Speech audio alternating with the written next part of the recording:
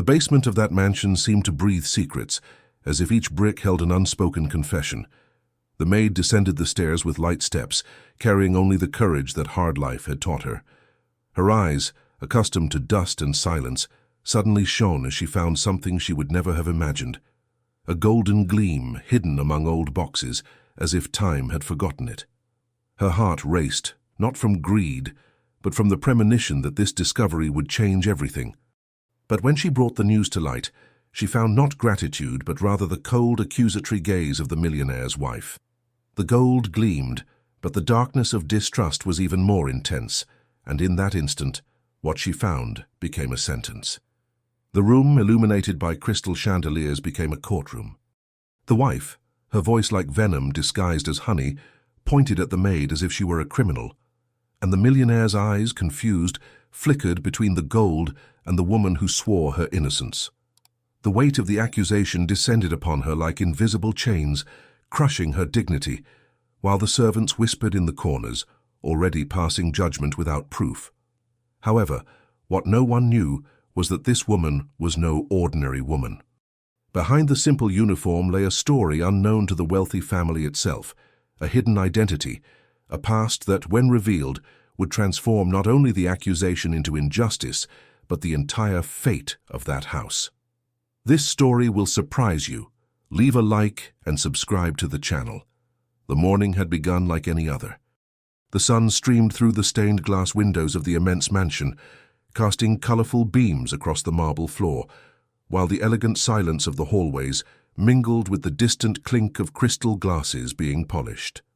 For those who lived there, it was just another day of luxury, but for the maid, every second inside the house was an exercise in survival. She walked with measured steps, her uniform impeccable, her hair tied simply, hiding the beauty that sometimes aroused unwelcome glances and silent jealousy. It wasn't the first time she'd felt the weight of inequality. Hard work had never been a problem for her, carrying heavy trays, waxing floors to exhaustion, waking up before the sun and sleeping long after. What had hurt her most over the years wasn't the physical exertion, but the indifference, the stares that passed through her as if she were invisible, or worse, as if she were part of the furniture. Yet there was something different about her, a quiet dignity that not even the harshest humiliation could strip away. The millionaire owner of the mansion cared little about getting to know her properly. To him, she was just another employee among many. His wife, however, carried a constant distrust in her eyes, as if the maid's mere presence were a threat to her reign within the house. Her every gesture, every word, every sigh was rigorously monitored.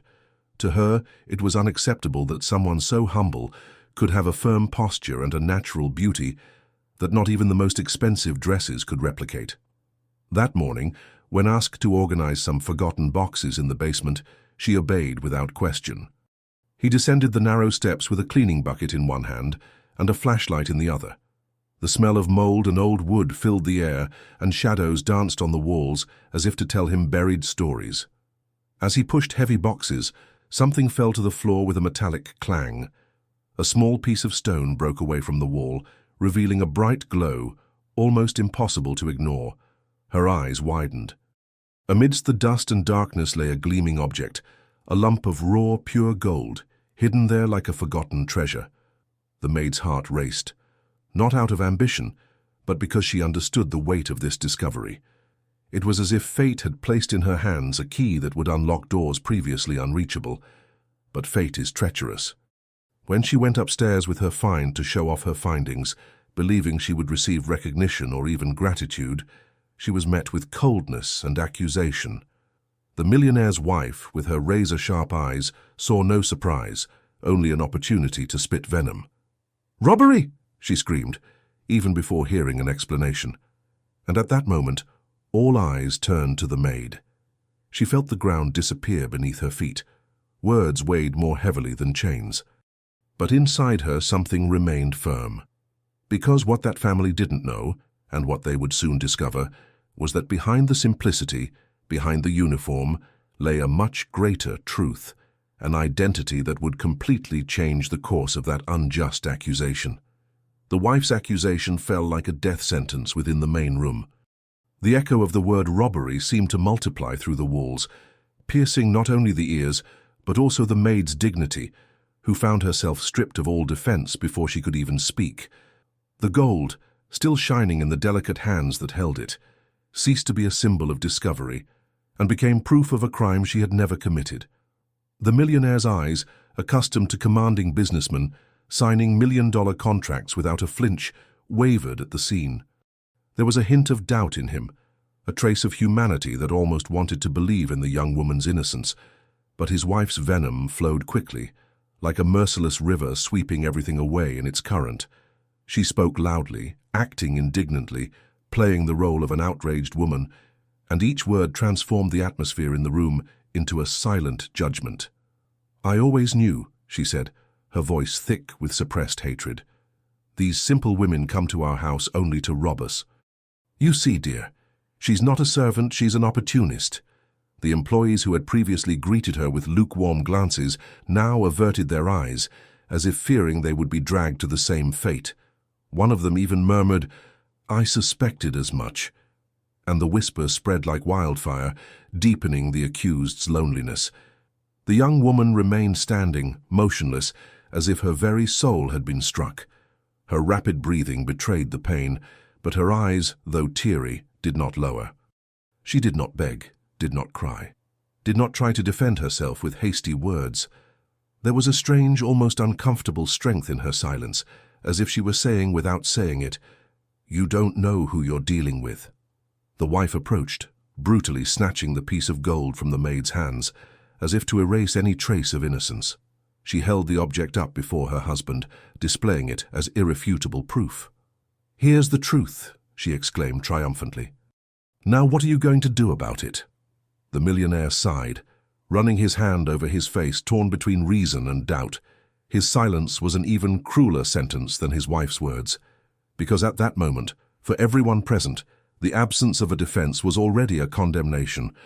The maid felt the weight of injustice crushing her chest, but she didn't react. Within her, an ancient flame began to ignite, memories of a past no one there knew.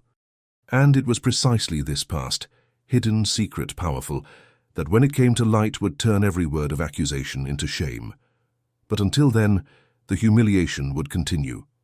His wife ordered the security guards to keep an eye on her, as if she were a criminal awaiting arrest. The whispers grew louder, and the air in the mansion, once scented with rare flowers, now smelled of distrust, poison, and injustice. And yet, amidst the silent massacre, the young woman remained standing. Because she knew that gold was just the beginning, and the real treasure lay not buried in the basement but in her own identity, about to be revealed. News of the theft wasn't confined within marble walls. In less than an hour, gossip spread through the hallways, reached the kitchen, leaped the mansion's gate, and turned to poison in the condominium's group messages. A gardener told the delivery man told the block security guard, and the story was already embellished. They said she'd been caught hiding whole bars in her apron, that there was a plan with accomplices waiting outside. The wife, pleased with the speed of the mud, discreetly leaked a convenient version to her circle of friends. The girl was cunning, cold, capable of seducing with a humble look and a light hand. Within minutes, blurry photos of the maid climbing the basement stairs emerged, as if the mere image proved something beyond the dust covering her. The gold, hastily locked in an internal safe, became a totem of guilt. The millionaire, divided, demanded procedure. He called the security manager, requested an emergency inventory, and demanded that the woman hand over her cell phone, her pockets, and the faded cloth bag she carried in her cheap lunchboxes. She complied without resistance, inside only a third of it worn, a notebook with shopping lists and a crumpled manila envelope, which she protected more tightly than anything. His wife noticed the gesture and smiled venomously. She wanted the envelope. The maid refused, not out of rebellion, but because she knew there were times when silence was a wall, and each piece of paper was a bridge that should only be crossed at the right time. Meanwhile, in the back of the house, the staff were divided between those who believed she was guilty and those who secretly respected her bristling dignity. A kind-eyed waitress approached and tried to offer her water, but her wife cut her off with a look that forbade compassion. The air grew heavy, electric, like the moment before a storm. The maid silently observed the details: the reflection of the chandelier in the safe, the keys in the manager's trembling fingers, the way the piece of gold had been handled without gloves, tainting any expertise. In her mind, technical terms surfaced like ghosts from another life: sample, purity, veins, pegmatite, memories of a cold room, stone countertops, magnifying glasses and lights, where she had learned to distinguish shine from falsehood. The wife, sensing the tide in her favor, staged a calculated scandal at the front entrance, in front of 2 curious neighbors and her husband's driver. "In this house, we don't tolerate criminals." The driver lowered his eyes, hurt by her, who had once given him food when the night was empty. The humiliation grew like fire in dry grass. The police were unofficially hinted. The wife preferred to kill with fame before calling the law, because the law has unpredictable habits when it finds documents, and documents, she intuited, were what weighed down the brown envelope the maid hadn't released. In a rare pause, the millionaire, tired of shouting, approached the girl. There was a lingering curiosity in him and something more, a kind of involuntary respect for that serenity that disarmed him. He asked softly, "Why don't you defend yourself?" She looked up and for the first time spoke in a low, firm voice, as if measuring each brick before laying it. "Because they haven't asked me the truth yet. They've only offered me a bonfire." He shuddered. His wife saw it and stepped forward, poisoning him again. "Don't fall for her game." As the afternoon began to bleed into the horizon, an unfamiliar car pulled up at the gate. A grey-haired man, a worn suit, a leather briefcase scarred by time, got out. He wasn't a cop, nor was he a lawyer for the wealthy. He looked for the maid and, upon finding her, bowed as if greeting someone above his rank. He handed her a laminated sheet, notarized stamps, an old notary's signature. His wife stepped forward, demanding to know what it was about. The man, impassive, replied that it concerned the ownership of an asset hidden within the foundations of the property, an asset registered decades earlier in the name of someone neither of them had mentioned until then. The millionaire, sober, asked them to come in. The waitress clutched the manila envelope to her chest, and for a second the mask of invisibility cracked. Behind the simplicity, an outline of ancient authority flashed. In the living room, voices were muted, as if the house wanted to hear. The grey-haired man opened the folder, the paper glinting in the late afternoon light, and before any words could seal everyone's fate, his wife's phone vibrated with the notification she herself had been waiting for. The story was already trending on forums and profiles she discreetly updated. "Waitress thieves in the mansion of..." She read the rest of the title silently, savoring the destruction. The waitress felt the iron taste in her mouth, not of fear, but of memory. Because anyone who knows real gold knows, false shine lasts only a short time in the right light, and the light was arriving, punctual, like a verdict no one had learned to heed. That night, the silence of the mansion was broken not by the sound of silverware or the false laughter of gala dinners, but by the echo of gossip spreading like wildfire. The maid was no longer just an accused employee within the cold walls. Now she was a name whispered in the hallways of the upscale neighborhood, a stain that dripped from the sharp mouths of the millionaire's wife's neighbors. In afternoon tea parties, her image was described as that of a dangerous, cunning woman, capable of infiltrating any home to destroy from within. Meanwhile, inside the house, the atmosphere became unbearable. The gold hastily stored in a safe seemed to radiate an energy of discord. The wife watched the maid's every move as if hoping to catch her in yet another supposed error. She ordered her to clean the same hallway over and over again, only to see her bow in silence, only to feel that she still had the power to humiliate her. But even in the face of provocation, the young woman did not break. There was a disturbing calm in her posture, a kind of silent resistance that made everyone uncomfortable. The older employees, accustomed to seeing injustices swallowed in exchange for a paycheck at the end of the month, began to comment in the corners. "She doesn't look guilty," some said. Others, more fearful, preferred to believe their boss's version, because in the household of the wealthy, defying the owner's wife was more dangerous than defying one's own fate. And the millionaire. He remained torn. Doubt gnawed at his mind. Something in him recognized the girl's integrity, but the pressure from his wife and the public opinion that was already beginning to form weighed like invisible shackles. He knew that if he were seen defending a simple maid against his own wife, the social storm would be immense. And yet, every time he looked into her eyes, he sensed a strength that belied the submissive figure everyone imagined. It was then that the questions began to arise. Who was this woman, after all? Why had she accepted such a lowly job in a mansion where all she did was be treated as invisible or guilty? And why, even though she was accused, did she maintain such a mysterious silence, as if she knew something no one there dared to ask? One early morning, while the house slept, the maid sat alone in the simple room assigned to her. She opened the brown envelope she had so carefully protected.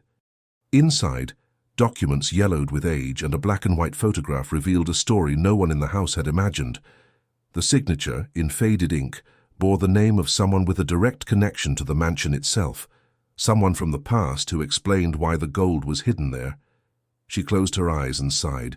She knew the moment to reveal this had not yet arrived. The humiliation still needed to run its course. Her wife's venom still needed to run its course. The doubt still needed to grow until it reached the point where the truth could no longer be ignored. Because deep down she understood, it wasn't just a question of gold. It was a question of identity, of inheritance, of destiny. And when the time came, everyone in that house, including the arrogant wife and the divided millionaire, would be forced to kneel before a truth greater than any accusation. The next day dawned with the mansion quieter than ever, but this silence wasn't one of peace. It was the silence that precedes an explosion, the silence of a house besieged by rumors. The wife, always eager for the social spotlight, wasted no time in summoning her closest friends for an emergency meeting. In the living room, flanked by heavy curtains and velvet sofas, they arrived one by one, carrying designer handbags and eyes hungry for scandal. It didn't take much to turn the story into a spectacle. The mistress's every word was met with indignant sighs and knowing giggles. The maid, discreetly cleaning the silver in the next room, heard the comments piercing through the wall like sharp blades. She was treated like a criminal who had dared to touch what didn't belong to her. One of the family's lawyers was hurriedly summoned. A middle-aged man with a rigid face and a monotone voice, he seemed more concerned with pleasing his wife than seeking the truth. He advised her to go all the way, reinforcing that, even without concrete evidence, the weight of the lady of the house's word alone would be enough to undermine any defense. "Public opinion does more damage than any court," he said, in a tone that blended coldness and cynicism. And public opinion was already in flux. Around the neighborhood, neighbors whispered, employees of other mansions compared stories, and the rumors grew in intensity. Some said the maid was part of an organized theft ring, others exaggerated, claiming she had been to several houses and always disappeared after something strange happened. None of this was true, but lies, when fueled by status and malice, gain momentum all too quickly. Meanwhile, the millionaire seemed increasingly tormented. He said nothing, but watched the maid's actions closely. He saw that she never once bowed to humiliation. She didn't beg, she didn't cry in public, she didn't lower her eyes in the face of accusations. This attitude both bothered and intrigued him. There was a strength about her that evoked someone with nothing to lose, or perhaps someone with much more to gain than anyone there imagined. The wife, sensing her husband's hesitation, intensified the spectacle. She ordered the maid searched again, demanding a search of her few belongings, as if it were possible to find an arsenal of evidence in a simple room with only a worn suitcase. With each gesture of contempt, the room became the stage for a ritual of collective humiliation, and yet the young woman stood her ground, as if she had already expected this. But the tension reached another level when one of his wife's friends, a woman of influence in the city, suggested taking the case to the police immediately. "It's the only way to clear your name, dear. After all, a gold thief deserves handcuffs, not mercy." The phrase echoed like a sentence, and everyone in the room fell silent for a moment. The millionaire sighed deeply but said nothing. It was at that moment that the maid raised her gaze, fixing it for a few seconds on the man who until then had barely known her. And in her eyes there was something no one in the room could decipher. It wasn't fear, it wasn't submission. It was as if she held the key to a truth that had not yet been revealed, and even surrounded by accusations and contempt, she seemed the only one certain that time was on her side. The gold found in the basement wasn't just an object, it was a trigger. A harbinger of something much larger, which would soon come to light and leave each accuser facing their own shame. The patrol car pulled up in front of the mansion with the discretion of an animal on alert. No siren, no spectacle, just the solid presence of the state crossing the gate. 2 officers got out, a weary-eyed sergeant who had seen injustice wear expensive perfume, and a young, precise agent carrying a clipboard and meticulous patience. His wife greeted them with the practiced smile of someone who mistakes influence for innocence. She led them to the living room, where the gold, now enclosed in the safe, seemed to breathe its own air. "I was robbed in my own home," she said theatrically, pointing to the maid as if handing over a trophy. "I want immediate action." The sergeant took his time. He asked everyone to remain where they were, requested that no one touch anything, and in a calm voice asked, "Who handled the object last?" The wife raised her hand naturally. The agent wrote it down, without expressing an opinion. The millionaire cleared his throat, embarrassed by something he couldn't name. The maid remained standing, hands in front of her, as if she knew the weight of silence. They opened the safe in front of everyone. The lump of gold, still dusted from the basement, reflected the light from the chandelier, in a shimmer broken by white veins. The sergeant leaned in. "There's quartz trapped in the matrix," he murmured, more to himself than to the others. The maid unintentionally added, "From a vein, not from alluvium. The purity seems high, but it was handled without gloves. Any forensic examination will indicate contamination."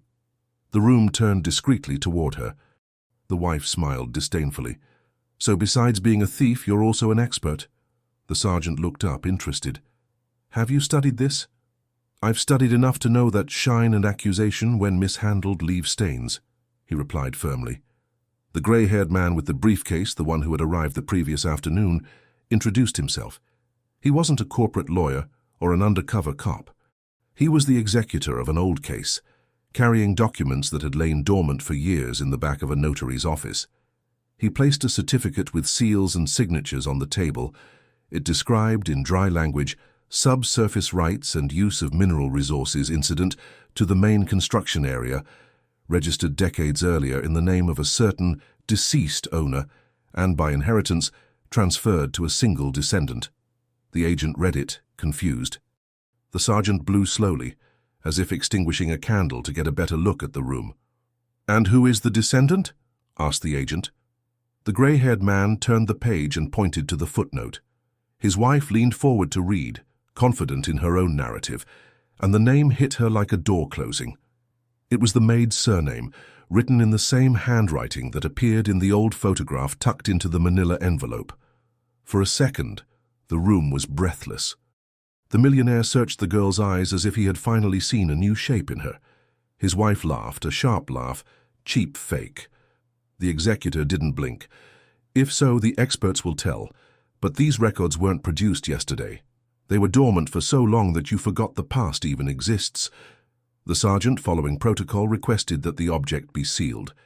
He noted the visible fingerprints on the metal, the lack of gloves, the zigzagging of hurried hands. "The chain of custody is compromised," he said without raising his voice. "What we have for now is a find on private property, with documentation indicating possible subsurface rights, and an accusation made by whoever handled the piece. The law doesn't like narratives, it prefers facts." The wife stiffened, trying to regain the spotlight. "I'm the one in charge here. I want this woman out of my house." "From your house, ma'am," the agent corrected, pointing to the certificate with her pen. "But not necessarily under your floor. Those are different things." The maid inhaled, as if breaking the surface after a long submerged period. There was no triumph on her face, only the gravity of someone walking on minefields. She opened the brown envelope and removed the photograph. A man with thick hands, a rare smile, rock slabs on a simple table, and a girl staring intently into a microscope. On the back, a dedication. "To my heir who knows how to listen to the stone." The agent noticed the resemblance and photographed it for the investigation. Outside, neighbors filmed the patrol car's discreet movement. The digital storm already had its preferred version, But inside the house, another narrative was beginning to gain traction. The humiliation, once straightforward, cracked. The sergeant put away the seal. The officer closed the clipboard. "No one leaves," he ordered. "We'll interview everyone one by one, and if necessary, we'll call a geoscience expert." His wife tried to protest. The millionaire, exhausted, finally sat down. The maid, standing, held the photograph as if holding a talisman that doesn't demand revenge, only truth. For the first time, the mansion seemed to recognize her presence not as a shadow, but as an axis. And at the center of this axis, the gold lost some of its shine, because the metal only shines brightly when no one dares to look beneath. Here, someone finally dared. The police remained at the mansion for hours, recording statements and gathering details. But even as the law tried to impose its method, the real sentence was being handed down elsewhere, on social media, in neighborhood groups, over tea and wine. The maid's image was already circulating as if she were a notorious criminal. Her simple face, captured from afar by curious cameras, was enough for everyone to believe the wife's convenient version. The invisible trial took place in silence, with fingers typing faster than any formal investigation. His wife fueled this fire with poisonous subtlety. She posted enigmatic phrases on her social media, speaking of betrayals of trust and dangerous people masquerading as humble. She didn't name names, but the collective imagination was enough to transform insinuation into certainty. The millionaire watched it all unfold, torn between remaining silent so as not to offend his wife and intervening to prevent her complete destruction. But hesitation was his prison, and while he hesitated, the maid's reputation was torn apart by invisible chains. Inside the house, the atmosphere became unbearable. Some employees, fearing reprisals, began treating her as if she were already guilty, even avoiding eye contact. Others secretly admired her poise, because, even when accused, searched, and exposed, she didn't break down. She cleaned the hallways with the same calm, served dinner with the same delicacy, cleared the plates without showing any resentment. There was a serenity about her that seemed like an enigma. But with each controlled gesture, his wife grew even more irritated. It was as if he expected her to break down, beg, confess anything just to end the show. And yet the maid remained unmoved. This silent resistance corroded his mistress, who was beginning to realize that this woman was not like the others she had humiliated throughout her life. That night, when the house finally quieted down, the millionaire knocked discreetly on the maid's bedroom door. He hesitated, like a man approaching a truth he fears to uncover. She opened the door and stared at him in silence. Then he asked, almost in a whisper, "Who are you, really?" She didn't answer immediately. She walked to the small table in her room and opened the manila envelope again. She showed him the old photograph, the document with stamps and signatures, but didn't explain. She just let him look. The millionaire's eyes widened as he recognized a name that was part of his own family history, buried and forgotten, but now returned like a ghost. Before he could react, footsteps echoed down the hallway. His wife appeared, suspicious, her eyes burning with anger. "What are you doing here?" she asked, her voice as cold as a razor. The millionaire hurriedly closed the documents, but it was too late. His wife's venom was becoming increasingly deadly, and now, in addition to accusing the maid of theft, she would accuse her of seduction and manipulation. The gold found in the basement was no longer just a find, but a weapon, and the maid understood that the battle was not just against injustice, but against an entire system that would rather believe a convenient lie than face a truth that would threaten to overturn ancient privileges. The next day dawned heavy, as if even the sky bore the weight of accusations. The sun no longer shone through the windows with the same brightness. The mansion seemed shrouded in an invisible shadow. The maid silently continued her routine, but her every move was watched by eyes hungry for confirmation. The wife, more venomous than ever, now spread rumors not only about theft, but about hidden intentions. She told her friends that the girl wanted to seduce her husband, that she used her beauty disguised by simple uniforms to manipulate him, that she was capable of anything. Words fell like sharp knives, not only to wound the maid, but to build a wall of hatred around her. However, that day, A larger crack began to open. The grey-haired executor returned with new documents, this time even more devastating to his wife's narrative. He brought notary records, mineral exploration reports, contracts forgotten in archives no one had dared to open in decades, and they all pointed to the same name, the maid's father. A simple man, a miner, who years ago had worked in that same region and left behind registered rights to mine and inherit the riches that lay beneath that mansion. Hearing this, his wife lost control of her mask for a moment. Her mocking laughter gave way to an expression of suppressed fury. She tried to discredit the documents, saying they must be false, invented, forged, to extract money from the family. But this time the millionaire couldn't hide his shock. He recognized names, seals, even signatures belonging to his own father's former associates. It was impossible to deny there was some truth there. It was at that moment that the maid, for the first time since the accusation, raised her voice in front of everyone. The entire room fell silent as she said firmly, with teary eyes but a steady voice, "I didn't find gold by chance. It was there because it had always belonged to my family."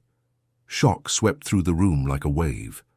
The employees looked at each other, the wife's friends leaned forward, eager to hear every word, and the millionaire leaned back as if he'd been hit by an invisible blow.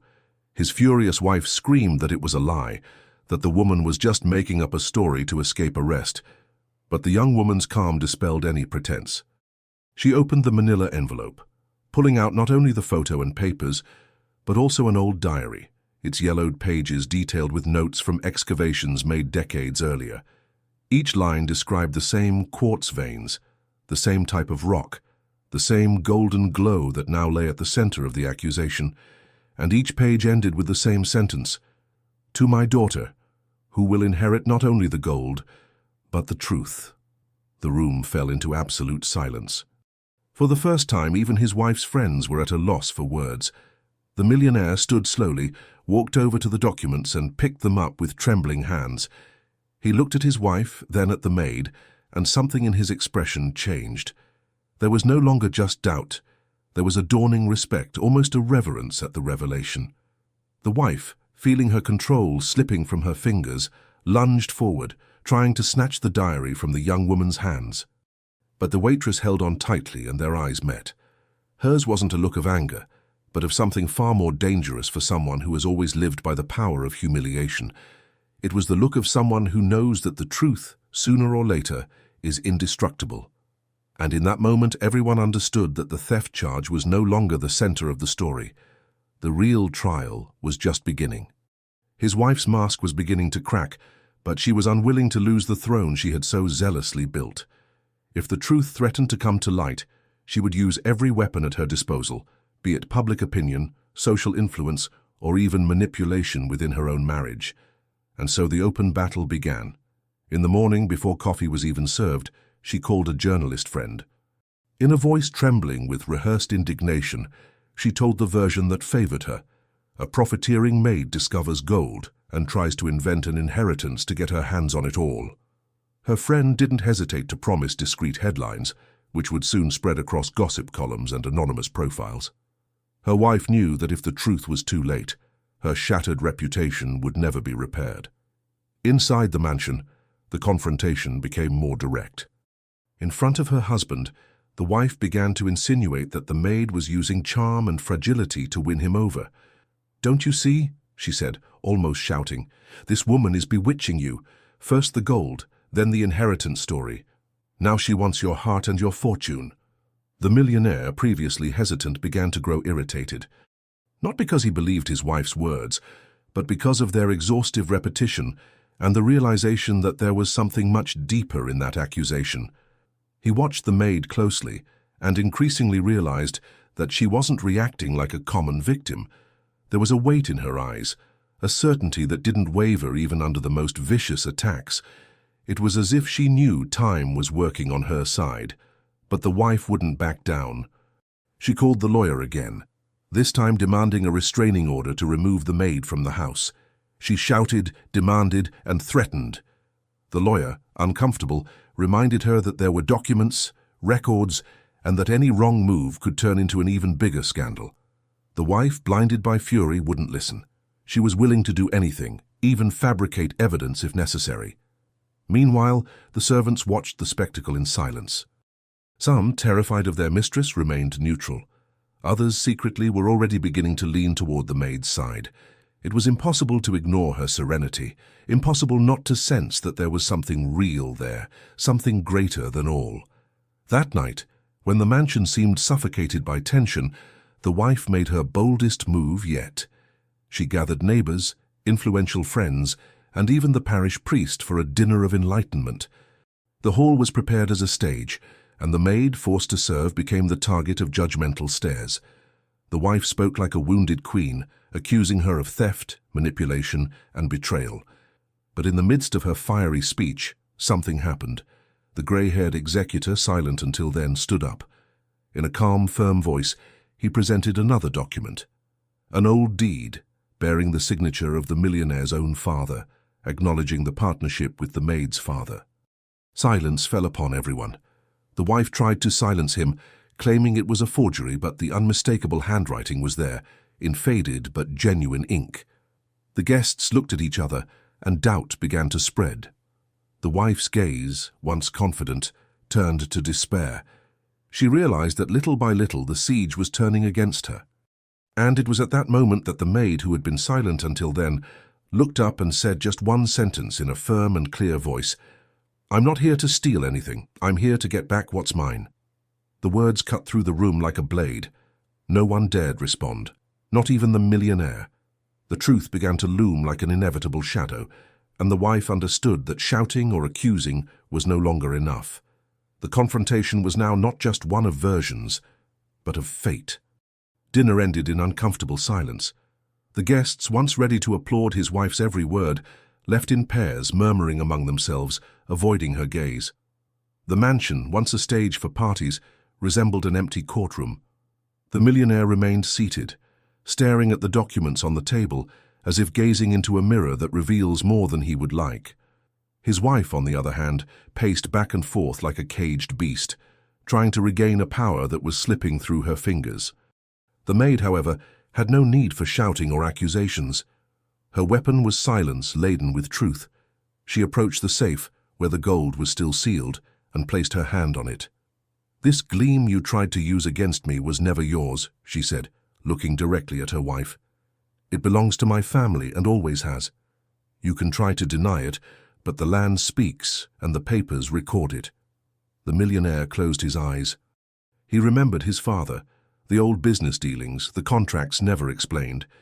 He recognized that this young woman was not an intruder, but part of the very foundation of what he called his empire. He said nothing, but his silence was confirmation. It was then that his wife lost control. She lunged at the maid, trying to snatch the papers from her hands, as if destroying the testimony would erase the truth. But in her desperate move, she tripped on the Persian rug and fell to her knees in front of everyone. The impact echoed through the room as a symbol greater than any words. The one she had always humiliated was now forced to bow, not by choice, but by the consequences of her own venom. The waitress didn't smile, didn't celebrate. She simply looked down and, with dignity, gathered up the diary that had nearly fallen from her hands. She held it high in the air in front of everyone, as if restoring to a forgotten past the honor that had been stolen from it. The employees, watching from the doorway, felt something new: respect. For the first time, they saw her not just the woman in the simple uniform, but someone who carried a story greater than anyone else there. The millionaire stood up slowly, and without looking at his wife, approached the young woman.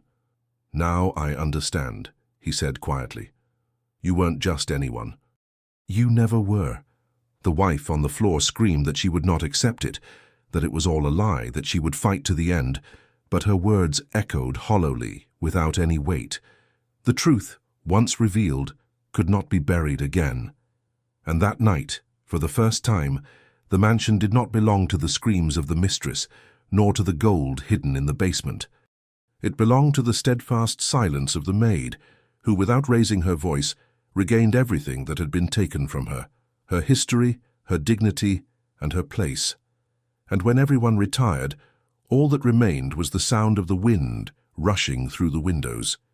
In the center of the room, the gold shone less brightly, because there, before everyone, it had become clear. The true value lay not in the buried metal, but in the truth that no wealth can hide forever.